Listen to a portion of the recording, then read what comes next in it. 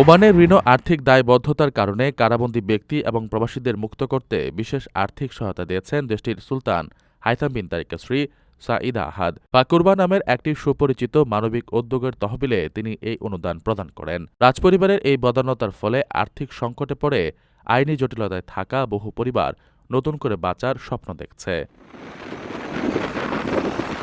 Omani lawyers অ্যাসোসিয়েশনের পরিচালনায় ২০১২ সাল থেকে ফাকুরবা কর্মসূচি পরিচালিত হয়ে আসছে।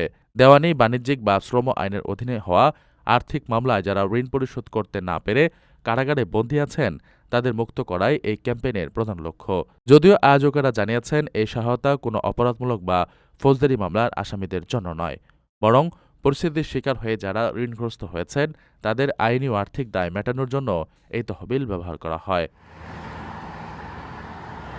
এই মানবিক উদ্যোগের মাধ্যমে ওমানের স্থানীয় নাগরিকদের পাশাপাশি বিপুল সংখ্যক প্রবাসীও সরাসরি উপকৃত হন।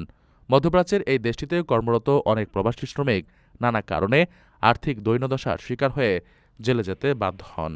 সুলতানের স্ত্রীর এই অনুদান সেই সব অসহায় প্রবাসী এবং তাদের পরিবারের সদস্যদের পুনরায় একত্রিত হওয়ার পথ সুগম করবে। সংশ্লিষ্ট সূত্র মতে দেশটিতে এখন পর্যন্ত এই কর্মসূচির মাধ্যমে ৮,০০০-এরও বেশি কারাবন্দী ঋণখেলাপিকে মুক্ত করা সম্ভব হয়েছে এবং এবার এই সংখ্যা আরও বাড়বে। প্রবাসীদের জন্য নির্মাণ হচ্ছে দেশের প্রথম স্মার্ট সিটি, যেখানে থাকছে স্কুল, মসজিদ, হাসপাতাল, সুইমিং পুল, হেলিপ্যাড, পাঠাগার, জিম, সুপারমার্কেট, শিশু পার্ক সহ সকল নাগরিক সুবিধা। মাত্র ৩০ লাখ টাকা বিনিয়োগে মিলছে আকর্ষণীয় ফ্ল্যাট। প্লাটিনাম ইনভেস্টরদের জন্য ঢাকা বিমানবন্দরে ভিআইপি প্রোটোকল সুবিধা। বিস্তারিত জানতে যোগাযোগ করুন স্ক্রিনে দেয়া হোয়াটসঅ্যাপ অথবা ইমো নাম্বারে।